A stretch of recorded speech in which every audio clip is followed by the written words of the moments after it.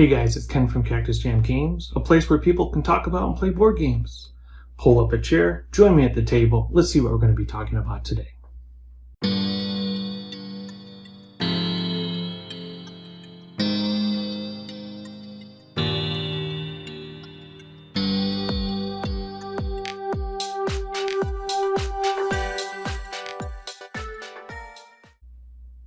Have you ever dreamed about being an archaeological adventurer, somebody like Indiana Jones who's discovered this lost land filled with archaeological sites, and those archaeological sites are defended by guardians that the adventurer then has to defeat to be able to collect the artifacts and bring them back to their home base?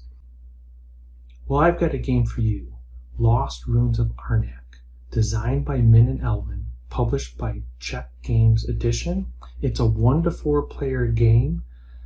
Ages 12 and up, and you can budget and approximate essentially 30 minutes per player for playing time.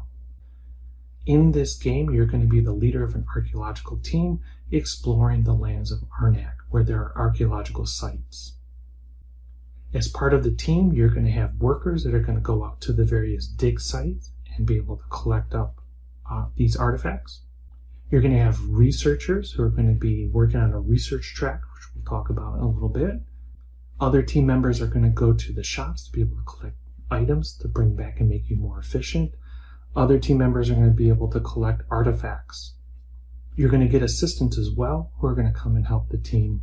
One of the great aspects about this game is that it just fills the table. The board is amazing, and when you set it up, it's very exciting and very interesting to see the game set up. It really pops on the table. The game is not that challenging, and at the same time, you're never going to be bored with it. There's an added benefit as well. The game just looks beautiful. When it gets set up on the table, it's like, yeah, this is definitely a game that I would like to play, and I would like to give it a try. So that's one of the things that we're going to be talking about in our video today. So in this discussion, we're just going to provide you an overview of the game. We're not going to get into the nitty-gritty or in the detailed rules explanation. Instead, we're just going to talk about mechanics, how the game is set up, and then the basic idea of what's happening in all the different board sections. In a subsequent video, we will provide a lot more details with the game through, and we're going to go through the rules in more detail. So let's go ahead and take a look at the components.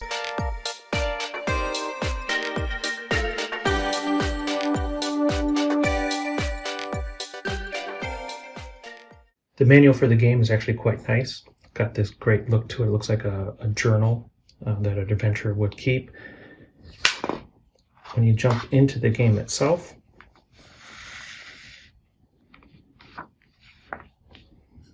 it provides large pictures here.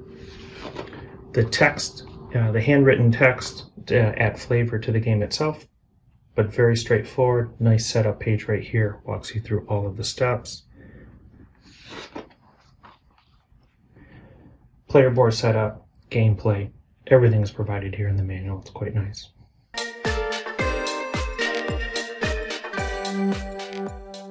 The first thing you'll notice when you get this board set up is just how much it fills the table. This is a big board game.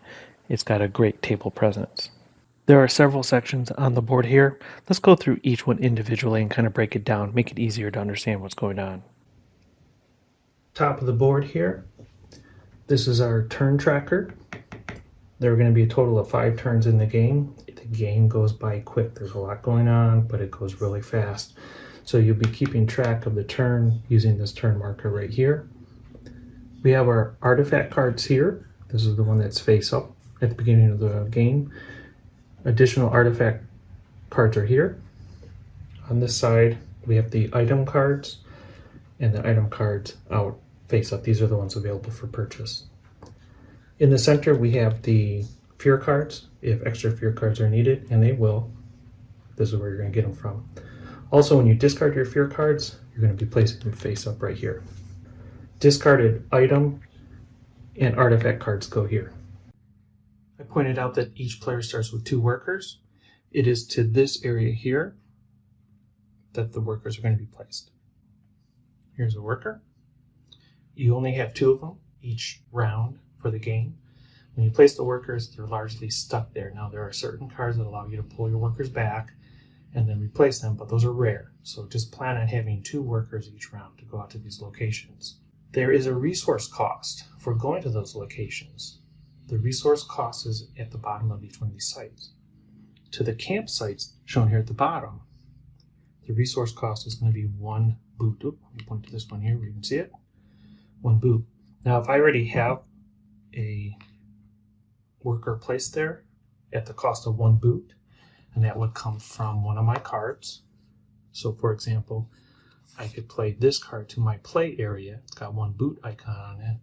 That satisfies that movement cost. So I can place my worker there and then do the action found at that location. If a spot is already occupied and I want to place another worker here, I will have to spend 2 boot or 2 movements. I could spend these 2 because we know that boats and planes both count as boots as well as boats and planes respectively. The travel cost or resource cost to go to the new dig sites are shown at the bottom here. In this lower section, the cost is 1 vehicle, either boat or car. And then in addition, to even come up into this area, you're going to have to pay a cost of 3 compass. So 3 compass to come into this area, then you pay the cost of the automobile or boat you want to use, and then you can place your worker there. Remember, you have to have a worker. To come to this upper region, you have to pay 6 compass to even come up here, and then 2 boats or 2 cars to enter these locations. It is a lot more expensive, but the rewards are pretty big up there. This lowest section here is where we're going to be storing the various items used in the game, including stone tablets or tiles, arrowheads, and then gems or rubies. Below here we've got coins and then the compass. Anytime a player activates or enters one of the new dig sites, like this one here, they're going to take the idol back to their home base. We'll talk about how that works later on when we do our playthrough, but this token comes back to their base. Then the player will draw a new dig site tile, level 1, because that's where we are. They're going to reveal it, and they'll be able to do these actions right here. They're going to place this tile in the new dig site location. This goes back to their home board.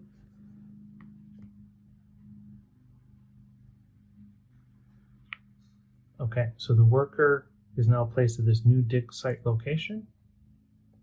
After the player pays the cost of 3 compass, and in this case 1 boat.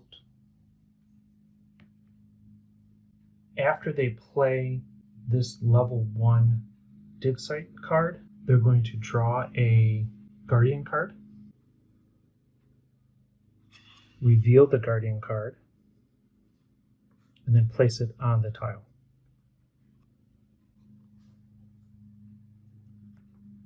Okay, that location now has a guardian on it. To defeat that guardian, the player will have to play the icons that are found down below here.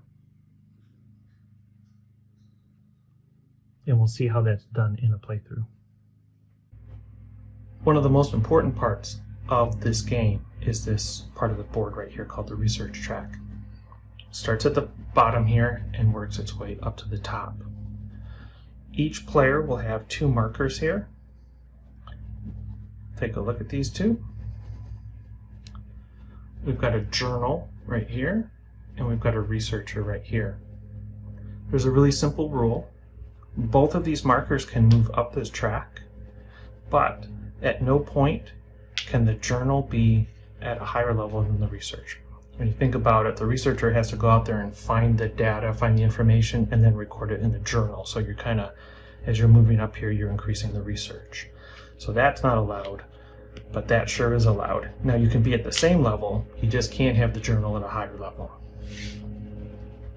To move up this track, you're going to pay the cost that's found underneath the position that you want to move into. So in this example, if red wanted to move here, they would have to have one red gem in their collection. They would pay that and advance their research marker up one spot. Remember, you can't do the journal before you do the researcher. When you move to a position, you're going to take a look over here and see the silhouette. The silhouette matches the research.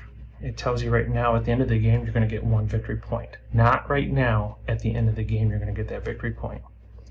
In addition, you're going to get the reward that's found in the center here. In this case, 1 gold coin. At a later turn, red could say, hey, I want to move up my journal to this location here. To do so, they'd have to pay 1 compass and 1 blue arrowhead, and they would be able to move up the journal to that position. The journal rewards are shown here. At the end of the game, there's no victory point benefit, but when a journal moves up in position, it gets access to these, or this icon right here, which allows you to get access to these assistants here. We mentioned that you have up to 2 assistants that you can bring into your crew and have them be part of your team of adventurers. We'll talk about how they work when we play the game. So as the game progresses, we're going to be advancing our markers up further and further, again paying the cost. Note there are certain paths that make going to certain locations impossible. So these have to connect to be able to move up.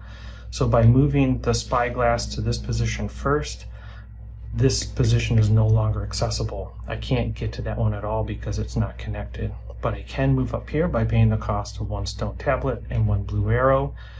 And again, at the end of the game, I'm going to get 2 victory points. Immediately I'll get 1 compass, and then because there's a tile here, I will collect that tile, being the first player in this position, and I will take a gold coin.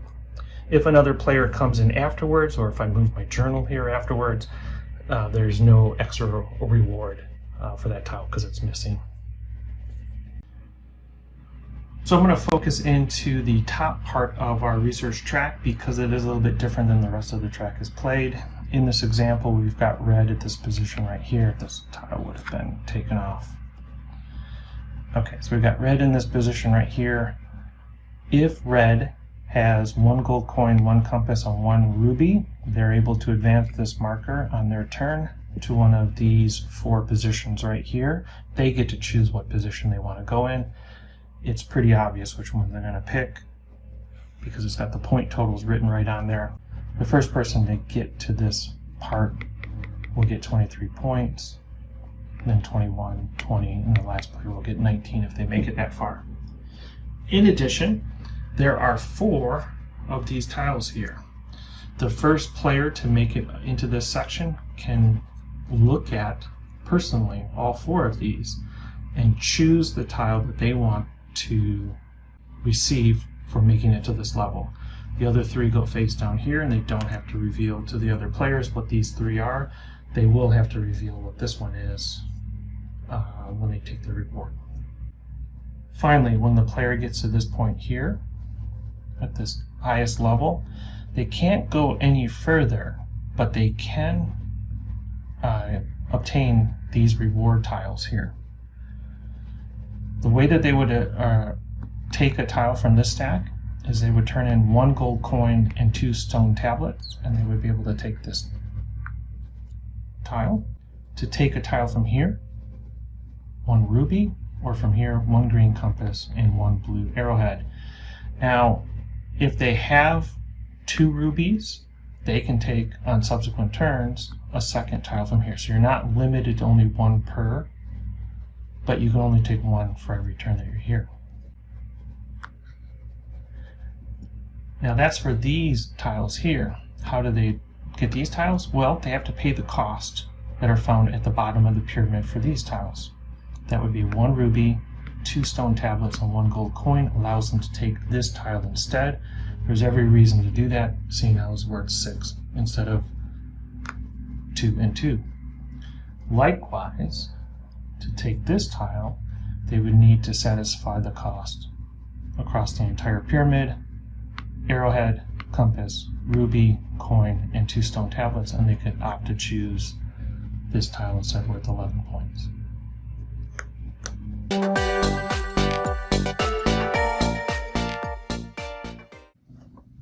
Each player has their own player board. This is the green player's board with his workers here. Starting cards, everyone has the same cards. We'll talk about those in just a little bit. These are the research markers. We're actually going to be taking these markers and moving them to the research track. Any items collected in the game can be stored here, along with the idols that can be taken from the dig sites. This track right here shows you the various actions you can take when an idol is brought back to your workspace. During the game, you can recruit assistants. You can recruit up to 2 assistants. They're shown here. The outline showing the 2 different orientations are for when the assistants are untapped and tapped, meaning used or not used. Lost Ruins of Arnak is essentially a deck building game where you'll have a deck of cards. When cards come to this area right here called the deck, these cards are oftentimes turned face down and they're shuffled and then placed at the bottom of this deck. When cards are drawn from the deck, you're going to take from the top and take the appropriate number of cards. Let's say we'll start a turn, so we'll need 5 cards. The player can look at these cards in the hand. So these cards are in the hand. These cards are in the deck. And when players play cards, they're going to play them to this area here. So cards can be in one of 3 locations: the hand, the deck, and the play area. Let's take a look at the anatomy of the cards that are in play. These again are your basic cards. They come in 3 flavors. We have coin cards, we have compass cards, and we have fear cards. Each type of card also conveys or provides a type of transportation to the player: a boat, car, or foot or boot. So we saw with the base cards, they come with a transportation mode: car, boat, or foot, and then a basic item, an instantaneous effect. This was worth 1 compass, this is worth 1 coin, and this one doesn't have an instantaneous effect. It's just worth, it's 1 fear, and at the end of the game it's worth -1 victory points. That's the symbol for victory points right there, that purple diamond. Players can also, during the course of the game, collect artifact cards in blue or item cards shown here in orange or red. The item cards are similar to what we saw with the base cards in that they provide a transportation mode, in this example the boat. It also has an effect. In this case, the effect is played when this card is placed in the play area for that effect. There's going to be a cost associated with it. Item costs money. And then finally, there's going to be a victory point total at the end of the game. And then some sort of effect that goes along with the card when we play it. Artifact cards also provide a mode of transportation. In this case, it's an airplane. There's an instant effect shown here when the card is first purchased. The cost for purchasing artifact cards are the compass icons here. Later in the game, when this card comes up again and the player wants to use this card again, they'll need to spend 1 stone tile from their supply to then be able to execute all of these actions. At the end of the game, it's worth 1 victory point.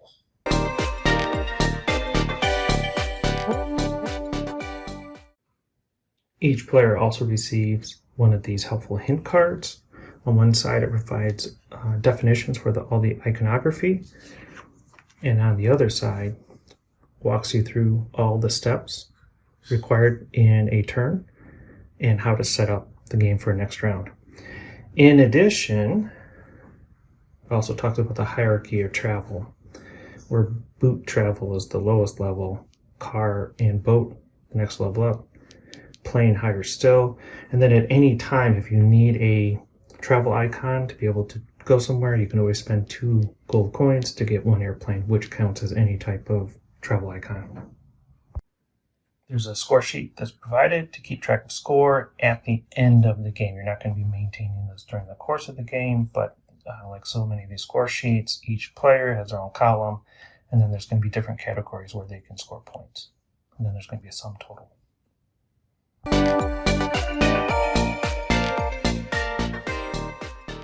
Well, I hope this overview sparked some interest in the game Lost Ruins of Arnak. Although the game is not difficult, it is challenging, and the challenge comes from maximizing the limited number of actions you have each round. So I think that's it for this video, just to provide you with a taste of the game Lost Ruins of Arnak. And we'll go ahead and in the next video provide you guys with a greater in-depth rules explanation, and then we'll do a playthrough just so we can learn how the game plays. If you like this video, please click like and subscribe. It doesn't cost you guys anything, and it helps us out tremendously, and it gives us that feedback that we're looking for to tell us that this is the type of content that you guys want to see. So thank you very much for watching the video, and we'll see you next time.